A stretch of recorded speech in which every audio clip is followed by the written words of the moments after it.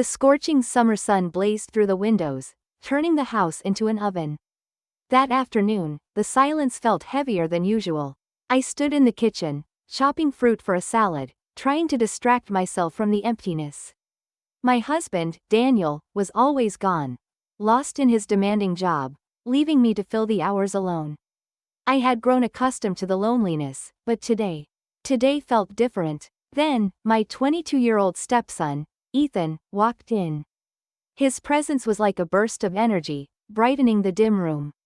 Over the years, I'd grown fond of him, seeing him as part of my family.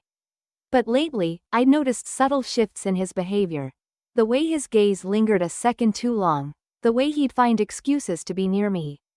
Need any help? His voice was casual, but there was something beneath it, a tension I couldn't ignore. I smiled, handing him a knife. You can start with the cantaloupe. He moved closer, his hands steady at first. But as we worked side by side, I caught the slight tremor in his grip. Then, our hands brushed when I reached for a bowl. He froze, pulling back quickly with a muttered apology. It's fine, I said lightly, pretending not to notice. But inside, my pulse raced. Over the next few days, the air between us thickened. Ethan lingered in rooms he'd usually avoid, stealing glances when he thought I wasn't looking. One afternoon, as I folded laundry, he sat on the couch, flipping through channels. The silence stretched, suffocating. You've been busy, he finally said, his tone casual but his eyes intense. Just keeping things in order, I replied, refusing to meet his gaze. When I finally looked up, his expression sent a jolt through me, curiosity, longing, something more. Later that week, I tried to relax by the pool, hoping to clear my mind. But Ethan appeared, dropping his towel and diving into the water with effortless grace. When he surfaced, water dripped from his hair, his muscles glistening under the sun. Not getting in? He asked, his voice light but his eyes heavy with meaning. I'm fine here, I said, gripping my book tighter. He swam closer, resting his arms on the edge of the pool, his gaze locked onto mine. You've been quiet lately. Just tired, I lied. He didn't push, but the way he looked at me, like he could see right through me, left me breathless. Then came the night everything changed. I went to the kitchen for water, only to find Ethan there, shirtless, rummaging through the fridge. The air between us crackled. You're up late, I said, my voice unsteady. Couldn't sleep, he replied, turning to face me. His eyes held a mix of vulnerability and boldness that made my stomach flip.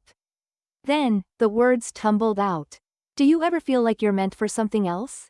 He whispered. Like you're stuck in a life that doesn't fit? His honesty shook me. Before I could respond, he stepped closer, so close I could feel his breath. I know this is wrong, he said, his voice trembling. But I can't stop thinking about you. My heart pounded so loudly I was sure he could hear it.